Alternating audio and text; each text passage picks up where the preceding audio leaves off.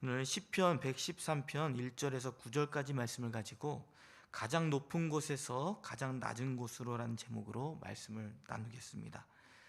오늘 시편 113편의 말씀은 시 공간을 초월하시는 위대하신 하나님을 찬양하는 내용을 담고 있습니다. 그 찬양하는 이유를 특별히 이야기하고 있는데요. 그 이유는 무엇이냐면 그 크신 하나님이 낮은 자리에 오셔서 가장 가난하고 궁핍하고 소외된 약한 자들의 편에 서서 일하신다는 것을 강조합니다. 약한 자들의 편에 서서 일하신다는 것을 통해서 하나님께서 그들을 통해 보이지 않는 하나님께서 역사하신다는 사실들을 나타내 보이고 있는 것이죠. 그것을 통해서 그 크신 하나님을 더 높이는 내용들을 담고 있습니다. 우리가 시편은 추상적인 개념에 대한 설명이 아닌 것을 알고 있죠. 실제적이고 이제 신앙의 고백으로서 들려졌던 찬양입니다. 하나님 앞에서 숨김없이 자신의 감정들을 표현하는 삶의 고백들이 담겨 있죠. 그래서 시편을 다룰 때는 실제적인 삶의 고백에서 나온 찬양이기 때문에 본문의 배경을 알면 더 실감나게 상상해 볼 수 있겠죠. 이처럼 그 113편부터 150편까지는 하나님을 찬양하는 주제를 담고 있습니다. 그리고 113편부터는 113편부터 118편까지는 역사적 상황이나 그 시기를 정확하게 알 수는 없지만 유월절을 기념하며 부른 노래로 유월절 찬양시라고 불리기도 하고 이집트 찬양시라고 불려집니다. 즉 시편 113편의 그 내용들을 생각할 때는 이집트에서 이스라엘 백성들을 하나님이 택하시고 그들 가운데 초자연적인 역사를 경험케 해주시고 구원해 주셨다는 그 사실들을 경험한 사람들이 고백한 내용이라고 볼 수가 있습니다. 좀 더 그런 상황들을 상상하면서 오늘 본문의 말씀을 함께 읽어봤으면 좋겠습니다. 자, 그럼 본문으로 들어가면 우리 1절부터 3절까지 계속 찬양하라는 내용이 반복되고 있죠. 이 시편의 저자는 찬양하라는 메시지를 반복해서 이야기하고 있습니다. 그 반복을 통해서 찬양해야 되는 대상을 또 이야기하고 또 어떻게 찬양해야 되는지에 대해서 설명해 주고 있습니다. 그래서 특별히 1절부터 2절까지는 4번이나 찬양하라는 동사가 사용되고 있죠. 이 짧은 구절 가운데서 4번씩이나 반복되는 것을 보면 찬양의 중요성을 더 무게감 있게 전달하려고 하는 목적을 우리가 알 수 있을 것입니다.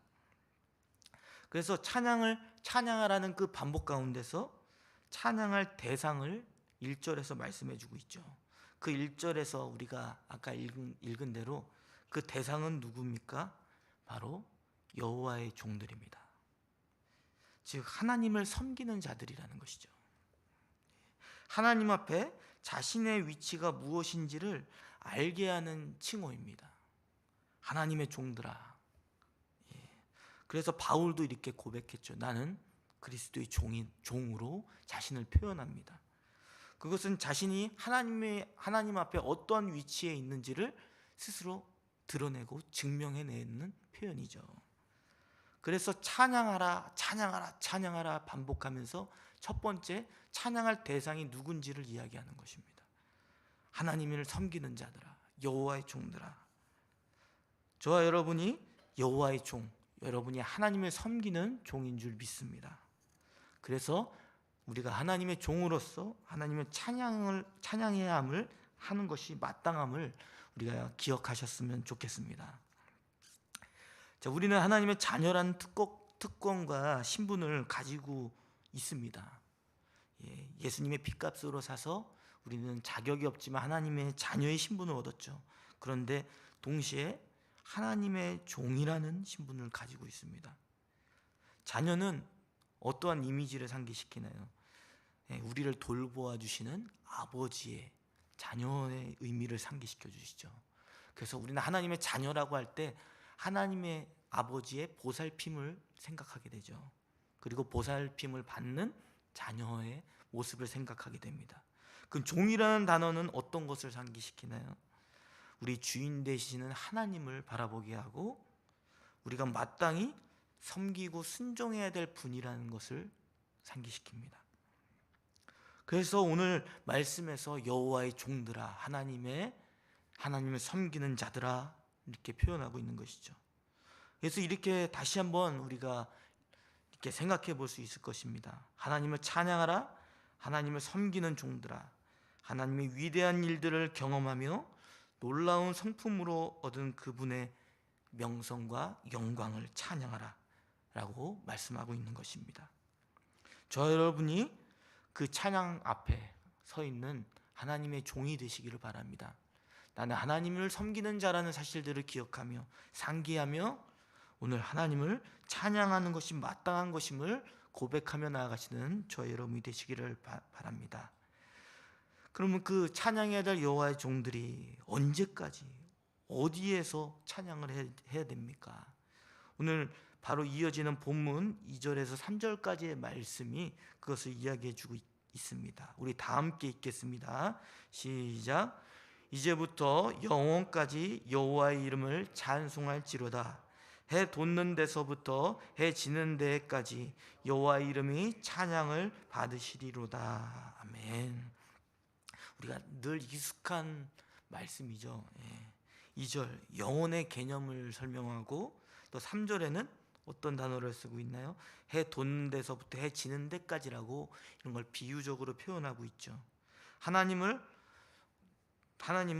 언제까지, 어디에서, 어느 영역까지 해서 찬양해야 되는지를 설명해 주고 있습니다.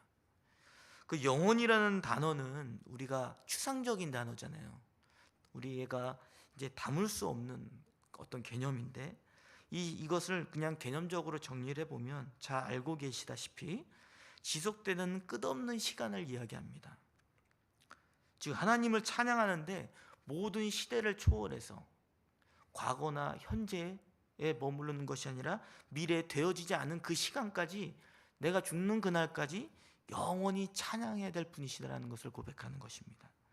그래서 3절의 말씀은 해 돋는 데서부터 해 지는 데까지라고 표현하고 있죠. 이것은 우리가 공간적, 감각적 개념을 표현하면서 찬양을 하는 것입니다. 즉 눈에 보이는 모든 감각적 시간 속에서 하나님을 찬양하라는 것입니다. 이것을 정리해 보면 과거와 현재에 우리가 눈으로 경험한 모든 시간 가운데 하나님을 찬양하라는 것이죠. 우리가 눈으로 경험하는 이 모든 시간 가운데 하나님을 찬양하는 것, 그리고 더 나아가서 우리가 이루어지지 않은 그 미래의 영역, 우리가 이해할 수 없고 알 수 없는 그 영역까지 하나님의 일하심을 찬양하라고 고백하고 있는 것입니다. 저와 여러분이 과거와 현재와 미래까지 우리의 생각과 이해로 담을 수 없는 그 하나님을 찬양하며 나아가시기를 바랍니다. 우리 담임 목사님께서 지난 제가 새벽 설교 시간에 들은 말씀이 있었는데, 과거에 경험한 하나님을 믿음으로 우리가 반복해서 경험한 것을 이제 고백한다고 하잖아요. 그래서 그것을 나쁘게 이야기하면 자꾸 우려먹는다. 지난 과거의 경험을 이제 우려먹는다라는 그런 인식도 있지만, 때로는 그런 분들도 계시죠. 과거에 내가 경험한 하나님만 이야기하고 이제 지금 현재 또 미래에 또 경험할 하나님을 더 찬양하며 나아가기 위해 섬기지 않는 모습들이 있잖아요.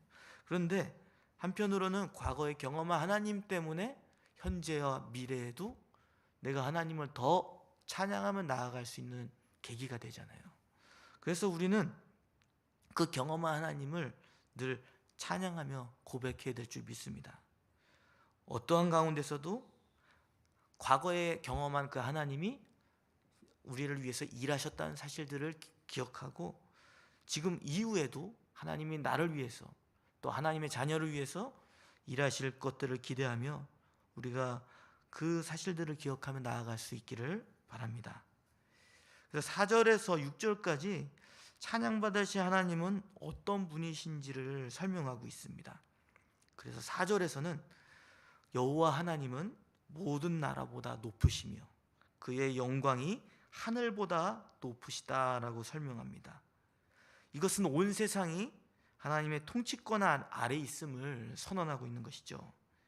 이 시편을 읽던 이스라엘 사람들은 또한 오늘 읽은 본문의 말씀에서 그의 영광이 하늘보다 높으시다라고 이야기하는데, 그 하늘이라는 것을 어떻게 생각을 했냐면, 이때 당시에는 과학의 문명이 발달하지 않았기 때문에 어떻게 생각했을까요? 하늘을, 우주 공간을 어떤 눈으로 경험할 수 없는 그런 사람들이었잖아요. 문명이 발달하지 않았기 때문에. 그래서 하늘을 언급할 때는 이 인간 세상을 통치를 넘어서는 그 위에 계시는 분을 더 높일 때에 하늘이라는 단어를 사용했습니다. 감히 이 세상 누구와 비교할 수 없는 우리의 왕이신 통치자라는 것을 이야기하고 있는 것입니다. 이렇게 우리 인생의 온 인류의 통치자이시기 때문에 하나님은 우리 인생에 개입하시지 않는 영역이 없다는 것을 말씀해 줍니다. 단지 지역적인 곳에 머무는 분이 아니시라 온 인류에 개입하시며 통치하시는 분이시라는 것을 말씀해 줍니다. 그리고 한 지역에만 머무르는 그런 하나님이 아니시라는 것을 말씀해 주고, 우리가 눈으로 보고 감각적으로 경험하는 모든 영역을 넘어서서 통치하시는 분이심을 우리에게 이야기해 주고 있습니다.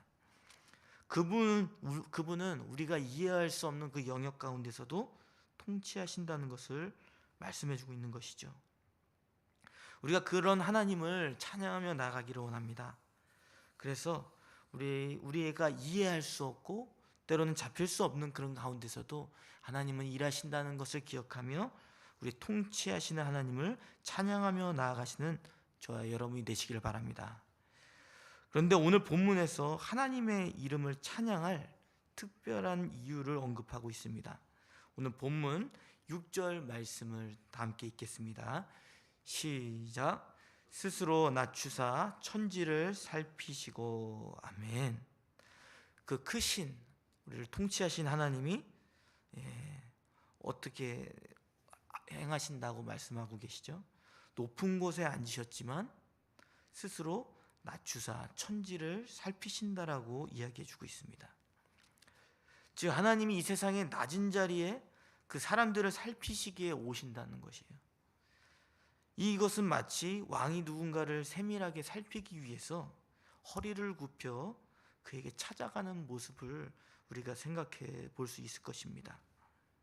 그리고 그 낮은 자리에 있는 사람들을 살피시기 위해 오시는데, 그 낮은 자들의 대상이 누군지를 오늘 본문 7절에서 9절 말씀에서 이야기해 주고 있습니다. 우리 다 함께 7절에서 9절 말씀 읽겠습니다. 시작. 가난한 자를 먼지 더미에서 일으키시며 궁핍한 자를 거름 더미에서 들어세워 지도자들 곧 그의 백성의 지도자들과 함께 세우시며, 또 임신하지 못하던 여자를 집에 살게 하사 자녀들을 즐겁게 하는 어머니가 되게 하시는도다. 할렐루야. 아멘. 하늘과 땅 사이에 거주하는 사람 중에 하나님이 유심히 더 관심 있게 보는 대상을 설명하고 있습니다. 그 대상은 누굽니까? 지위가 높은 사람이었나요? 아니면은 돈이 많은 사람이었나요? 그게 아니죠. 가난한 자들과 궁핍한 자들을 향해 있었습니다. 이들은 사회적으로 가장 낮은 계층에 있는 사람들이었죠. 어떠한 세상의 사회적인 특권을 누릴 수 없는 그런 사람들이었습니다. 그런 사람들을 찾아가셔서 백성의 지도자들로 세우시며 그들의 지위를 높여주신다라고 말씀해 줍니다. 그리고 9절에서는 이제 불임한 여자에 대해서 이야기해 주고 있죠. 고대 근동 세계에서는 아이를 낳는 것은 가장 영광스러운 일인데, 반대로 아이를 갖지 못하는 것은 가장 수치스러운 일이었음을 보여줍니다. 즉 가장 소외되고 어려운 그런 여인들처럼 그런 소외된 자들에게도 주님께서 찾아가셔서 그들을 위로해 주시고 그들을 세워주신다라고 말씀해주고 있는 것입니다. 이 메시지는 하나님의 시선이 가난하고 소외된 자들에게 있음을 교훈해 줍니다. 그리고 거기에서만 머무는 것이 아니죠. 우리도 그런 자들에게 시선을 향해 가지고 그들을 돌봐야 될 책임이 있어야 함을 우리에게 알려줍니다. 왜 그렇습니까? 여호와의 종이라고 부르는 우리들도 때로는 하나님의 시선 안에 들어와서 가난한 자였고 소외된 자였고 때로는 연약한 자였기 때문이죠. 하나님 앞에서 우리는 그분의 보살핌을 받았던 존재이기 때문입니다. 그래서 우리가 하나님의 은혜를 덧입은 하나님의 자녀, 하나님의 종들은 그런 소외된 자들을 향해서, 가난한 자들을 향해서 그들을 도와줘야 될 책임이 있는 것입니다. 이렇게 함으로 인해서 하나님의 일하심이 하나님의 종을 통해서 일하시게 되기 때문이죠. 저와 여러분이 하나님이 시선은 세상에 부유하고 지위가 높고 돈이 많은 사람들에게 있지 않다는 것을 생각하시길 바랍니다. 늘 낮은 마음을 가지고 하나님의 시선이 가난하고 소외된 자들에게 있다는 사실들을 기억하며 저와 여러분이 그런 사람들에게 시선을 향하여서 그들을 돌봐야 될 책임이 있다는 사실들을 늘 마음에 새기시기를 바랍니다. 여러분들이 그들을 향해서 돕고 섬기는 그 가운데서 하나님의 일하심이 나타나실 것입니다. 그리고 하나님의 돌보심이 여러분들의 삶을 통해 이루어질 것입니다. 그 사실들을 기억하며 우리가 그런 섬기는 자리에 있는 저와 여러분이 되시기를 바랍니다. 이렇게 하나님께서는 이렇게 낮추셨습니다. 자신을 낮추셨죠. 이런 낮추는 행위는 우리가 감히 우리의 행위를 통해 비교할 수가 없죠. 때로는 우리가 하는 행위는 그냥 모방용에 불과하다는 생각이 듭니다. 내가 어떤 사람을 향하여 도와주려고 할 때도 때로는 우리의 마음에 어떤 생각이 듭니까? 내가 저 사람보다 좀 낫다, 그리고 우월하다라는 그 생각 가운데서 내가 뭔가 더 나은 가운데서 저를 도와준다라는 것을, 그런 마음들을 갖고 자신들을 높이려고 하는 그런 모습들도 있기 때문이죠. 우리는 그럴 때에 하나님의 아들이신 예수 그리스도의 그 섬김을 기억하셨으면 좋겠습니다. 예수 그리스도께서는 하나님의 아들이십니다. 그분은 가장 높임 받으셔야 되고 가장 높은 자리에 있으셔야 되는 분이시죠. 근데 우리를 섬기기 위해 낮은 자리에 오셨습니다. 그 섬기는 일을 위해서 이 땅 가운데서 탄생하셨습니다. 예수님께서 오신 그 사실들을 우리가 기억하면서 그분이 무엇 때문에 이 땅 가운데 오셨는지를 기억하시기를 바랍니다. 그분은 이 땅 가운데 오셔서 자신이 누릴 모든 영광들을, 모든 대우를 포기하셨습니다. 그 섬김을 우리가 감히 우리의 삶을 통해서 보여줄 수는 없지만 예수님의 그 섬김의 모습을 기억하며 우리가 할 수 있는 그런 마음을 가지고 다른 사람을 섬기며 좀 더 낮은 마음으로 나아가시는 저와 여러분이 되시기를 바랍니다. 예, 말씀을 맺겠습니다. 우리는 크신 하나님, 온 우주의 통치자이신 하나님을 섬기는 종이라는 사실을 기억하시길 바랍니다. 종은 하나님의 이름을 찬양하는 사람입니다. 하나님의 행하신 일들과 그분이 영광 받으실 일들을 기억하며 그것으로 인해서 기뻐하고 찬양하는 존재라는 사실들을 기억하시기를 바랍니다. 그리고 오늘 본문 말씀에 무엇보다도 그 크신 하나님이 자신을 낮추시면서 가난하고 궁핍하고 소외된 자들을 향하여 그들을 도와주려고 하는 그 도움의 손길을 기억하시면서 우리가 주님이 행하신 만큼 섬길 수는 없지만 우리가 조금이나마 주님의 섬김을 따라서 소외되고 또 연약한 자들을 도와주시면서 하나님을 찬양하며 영광 돌리는 저와 여러분이 되시기를 바랍니다. 우리 다